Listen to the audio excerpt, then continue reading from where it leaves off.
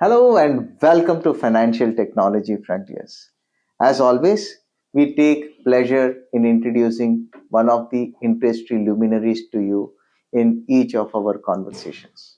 And today in this conversation, I'm going to introduce you to a luminary who has been into the area of cybersecurity, information security, but has a long legacy of 25 years into product management, working from pharmaceutical industry to media and technology industry, and then coming on to information security. He has seen the entire landscape, build several products and services, and today he's going to talk to us about AI, security, and information risk.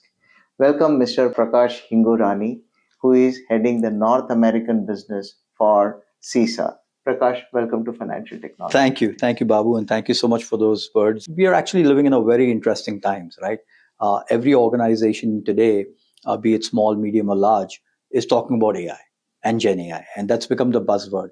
But it's not actually a buzzword. It's the way the industries are transforming themselves, right? So it's a very interesting time. But I always tell organizations that in a rush to build your AI, right, and to capitalize on the changes that are coming in through AI and Gen AI, one must always look at security being built in and baked into AI rather than an afterthought.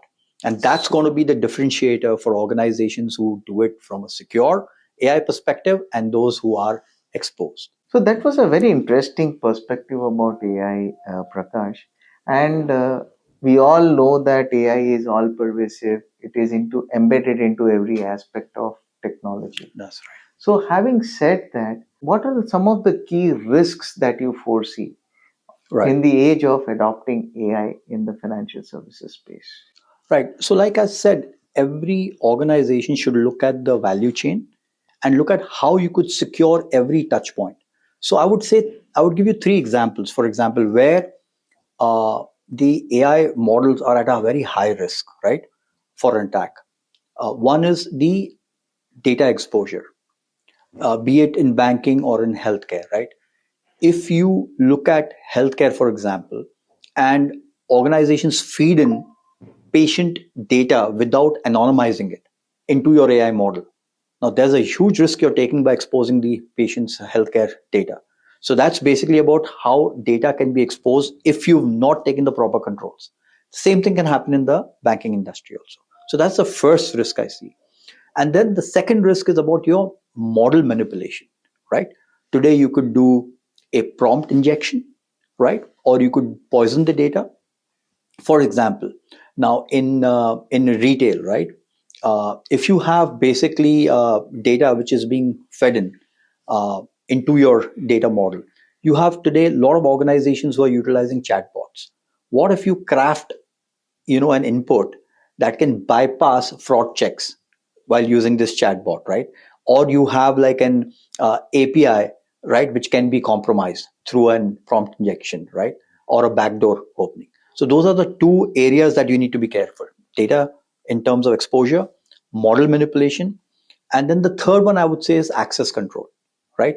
In terms of who has access to each of those systems, that has to be very tightly controlled in the AI system. Why? Because if in your retail model which you're building, if you don't have authorized access at every checkpoint, and there is a leak where you see the purchase pattern of your customers being leaked out, right? So you may say these are all inherent risks, but these risks get expanded when you're going to be feeding this into an AI model. So that is where I feel these are three areas where organizations have to be extremely careful in securing their AI asset. So, Prakash, you mentioned about the importance of AI and the way you have to build the risks there, and the way you have to build it grounds up, right? Yeah. Now, ultimately, the next question that comes to picture is the constraint in the budgets, or you have to account for that kind of budget. That's right. So, when you plan your budgets, what are the key things that you need to keep in mind? Yeah, it's very very important question that you asked in terms of budgets while you're building your AI complete assets, right? It becomes important, right? And from a security perspective, how do you do it within those constraints, right? As it is, there is a huge investments in terms of when you're building these LLMs, SLMs, and data models. You're basically consuming a lot of the GPU. A lot of the data center costs have gone up. So how do you make sure that costs are being a critical factor in terms of securing it, right? So I would say first thing is organizations. Some of these are very large organizations, and they have multiple initiatives going on the AI side. They should inventory all their AI assets. Do you know where your AI models are, your data sets are, and the systems that are going to be affected? So first is create that inventory of your AI assets, right? So for example, if a university wants to deploy an AI tutor, is deploying that. Does this university know which are the data sets that are going to be in play, which are the data models that are going to be in play, and which are the systems that are going to be in touch? Only when you know your inventory, the second step will be lockdown access, right? That's how you will secure it. So lockdown access, what does that mean? That only authorized users and certain certified folks who are related to that system and to that AI model should have access to it. The classic example I tell a lot of organizations is we are seeing in healthcare, a lot of folks want to build AI based diagnostic tools. If you're building that, you need to make sure that access to that is only by certified doctors, certified healthcare practitioners, and the certified systems users, right? So first inventorize your assets to know where your assets are, have the inventory, secure it in terms of lockdown to the access. And then the third part of it is monitoring. You set up these alerts, right? You need to set up continuous monitoring and set up alerts. Why? So for example, if you're building a AI based payments fraud detection system, right?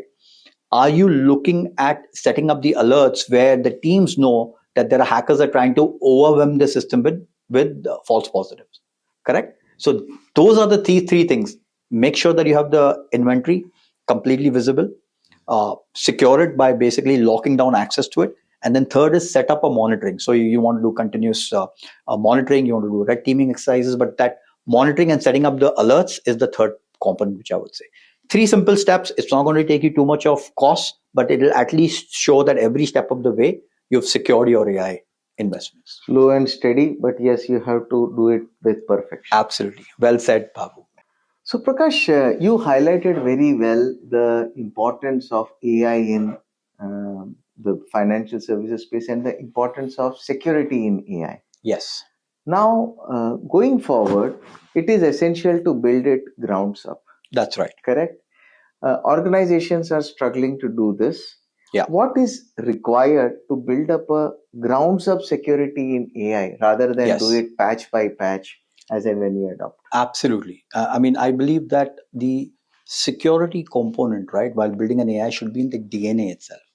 Those organizations who build and bake security at every step are going to be definitely more secure, and their output from the AI is going to be a lot more reliable.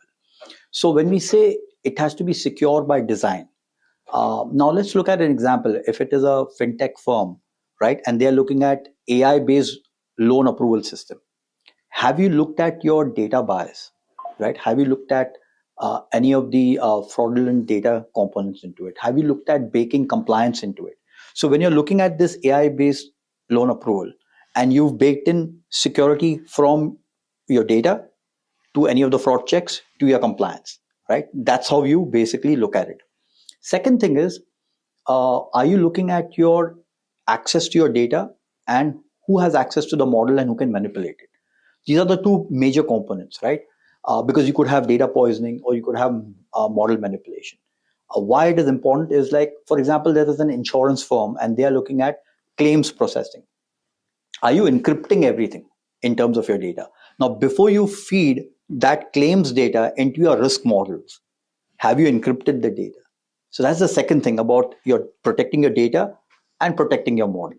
The last thing is about continuous monitoring. That becomes a very key component for secure by design and baking your security into your AI. Why it's important to do your red teaming exercises, to continuously monitor the output, right? So now look at it this way. If you're an e-commerce company, right, and you're running a recommendation engine, how do you know that there's not been an AI based hack where attackers are manipulating your recommendation data? So for that, you have to continuously monitor it. That's why I tell organizations that security has to be baked into the DNA of your entire AI assets that you're doing. That's the only way forward to make sure that the output from your AI models is reliable, and is secure.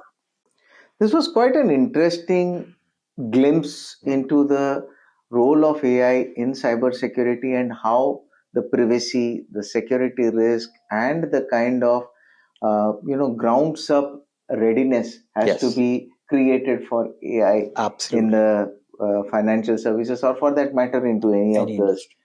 technology space. Yeah. And I think your perspective about building the right kind of budget, building the right kind of cost, and looking at the right perspectives Yes. was quite insightful. And I'm sure our viewers can get a lot of insights on Yes. how to plan their future AI budgets using Absolutely. this particular conversations. You have been with CISA for quite some time, Yes. and you do a lot of interesting work in that.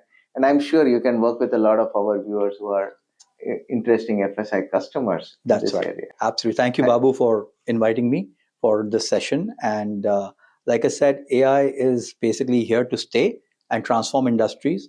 It's just that organizations that look at it from a foundational perspective, securing it, will have far better results, and they will truly unlock the value of AI.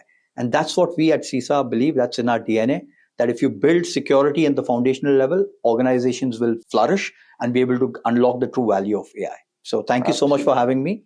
Thank you very much, Prakash, for being a part of this conversation. And we look forward to a lot more interesting conversations with you.